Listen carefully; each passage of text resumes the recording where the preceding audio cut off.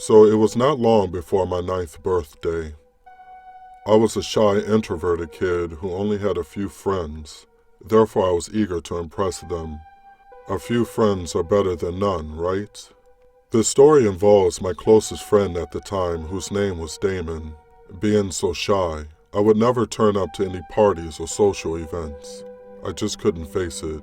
But it worried me that this would eventually cause me to lose my few friendships. You can imagine my horror when my dad picked me up from school and Damon's mom picked him up at the same time and asked me on the spot, "Damon and his brother are going to Caravan Holiday this weekend. Would you like to come?"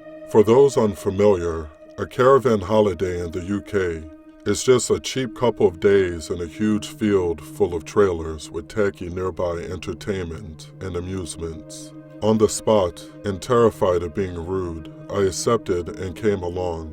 I was put in the car in between Damon and his little brother, who was 2 years younger than us. It was only a short car ride, but all this felt so uncomfortable and so unfamiliar to me. When we arrived, it was already late, so we watched some crap on TV and went to bed. I had one of those old brick Nokia phones, you know, the ones you could play Snake on, and I had promised my dad I would text him to let him know that I was okay, which I did. A strong gale swayed the caravan that night as I fell into an uneasy sleep. Next day, we hit the shops to spend our pocket money, and then in the afternoon we went to the show with Damon and Lucas' parents. It was just awful live acting with clowns and such things. I may have been 8, but I wasn't a baby. So then later on, at around 8 p.m., some adult comedy comes on. Me, Damon, and Lucas are absolutely bored stiff. Me and Damon decided we just wanted to head back to the caravan, watch some South Park, and look at our cool new stuff we bought earlier. I saw Damon ask his parents, who are happily drinking away and chatting to other parents. Eventually they gave Damon the keys to the caravan, which was about 5 minutes walk away, but instructed us to take Lucas also. We took the keys and headed out. We walked for about 2 minutes in the cold and dark, mindlessly chatting about our eyeball rings we bought earlier at the gift shop, saying how they automatically gave you a super hard punch. Just stupid 8-year-old chat when we noticed that in between 2 caravans, there is a white van with its back doors wide open. I thought nothing of it. Maybe someone had just got here and was unloading his stuff. As we walked by the van, a man emerges from the blackness and approaches us very slowly. This was not a normal walk. I remember it being like how you would walk in the dark, being careful not to step on anything. Strangely, we still weren't too worried until he actually spoke. He stared at us for a few seconds, but didn't smile or physically acknowledge us. Then he blurts out an enthusiastic, "All right, boys, can one of you strong lads help me lift the heavy box into the van? I've hurt my back." Now back then, stranger danger wasn't as commonly spoke about as it is today, but I absolutely knew this was not right. His walk, his voice, his eyes. I had a million thoughts in about 10 seconds. What can I do? Call my dad? He's miles away. Scream help? There's no one in these caravans. They're all at the entertainment. I thought things couldn't get any worse. I was wrong. As me and Damon stood frozen, his younger brother naively says, "Yeah, okay, I'm strong," and starts marching towards this guy, who was only about 15 feet away from us. I'll never forget his horrid face when he saw Lucas walking towards him. It was like a spider that had caught a fly. I heard Damon let out a broken screech. "Lucas, no!" It is at this point I am ashamed to say that I continued walking the way we were originally meant to, and fast. I couldn't watch this. What if he murdered Lucas in front of me? What if he came and grabbed me? The only thing I could think to do was walk quickly and try to find someone, anyone who could help. About 10 seconds later, Damon and Lucas came sprinting up behind me and shouted, "Run!" And run we did. I don't know how Damon got Lucas away. I don't know if the man chased us. I don't know what he wanted with us, but I have a few ideas.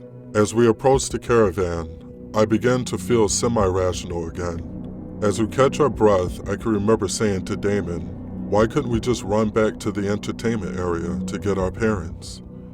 And Damon replied, "What, and run towards him?" It was a good point, but I was too busy trying not to cry to say anything else. As Damon fumbled around with his keys at the caravan door, for some reason or another, the keys just did not work. We tried all of them, turning them in all directions, pushing and pulling and hoping and praying. I can clearly picture in my mind standing there in that dark night with Damon and Lucas, the key halfway hanging out of the lock, the fear and the confusion. But most of all, I can remember Damon looking straight at me after turning bright red with puffy eyes and bursting into tears, because he had realized what I would then realize seconds later. We had to go back. Strangely, Lucas was the only one not crying. I think he was just too young to understand the danger we were truly in. After deciding that we were in just as much danger standing there as we would be going back, we headed back towards Damon's parents. I have never ran that fast in the 20 years since then, and I dare say Damon would say the same. About halfway there, we hear the most disgusting primal wail you can imagine. It was just about 5 seconds long, and it sounded like a mixture of anger and pain. We never stopped. Just made brief eye contact and kept going. Had the man killed someone? Or was this man screaming because he knew we had gotten away? We would never know. We burst through the entertainment area doors and sprint towards Damon's parents, who were blissfully unaware of the horrors that had just occurred. I remember his mother staring at us wide-eyed with her mouth open, and we burst into floods of tears. Half because of the trauma and half because of the relief. I felt so warm and safe. We tried to explain and babble in gibberish, but I'm not sure we got our point across. The next morning I asked to go straight home. I don't truly understand what happened that night. I don't know who he was, what he wanted, or why he screamed.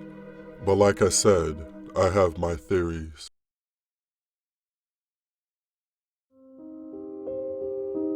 This happened almost 4 years ago. My parents and my husband were visiting my mom's family in Indianapolis. I used to go all the time as a child, but I wouldn't know my way around. I was drinking a lot because my husband had an emotional affair with his ex that lasted 4 months. She tried to break us up. Honestly, I could write a whole post about how she tried to ruin our relationship.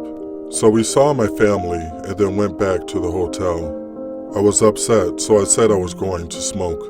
In reality, I was going to the hotel bar. I got a couple double vodka shots with a splash of orange juice. I was feeling good. The bar was closing, so I asked the bartender where there was another bar, and she told me to go to TGI Fridays. It was about a 10-minute walk. Remember, this was after 10 p.m., and I was already drunk. I went inside and got more drinks. I don't remember how I got outside, but I was smoking and there were other people outside in the parking lot with me. Suddenly, I was being dragged into a car. I don't know how long it had been. I was so drunk I couldn't do anything or even realize how f***ed I was. During this time, my husband realized I was missing and woke up my mom in my parents' room. He tracked my phone to TGI Fridays parking lot. My mom and husband got to my phone, but I wasn't there. Then my mom saw this man trying to get me into his car. She got out of the Uber they were in and started screaming to let me go. This asshole thought my mom was just a stranger trying to save me. He didn't believe her, and I remember the yelling. I only remember him saying, "How do I know she's your daughter?" Something like that. He had grabbed me so hard I had bruises. My mom threatened to call 911.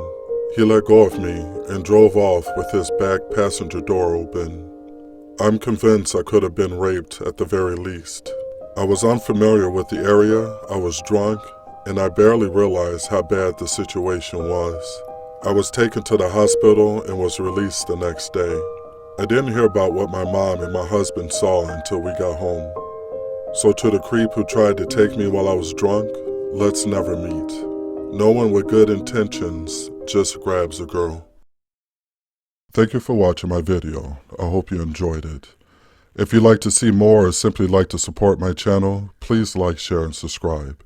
It really helps out. Until next time.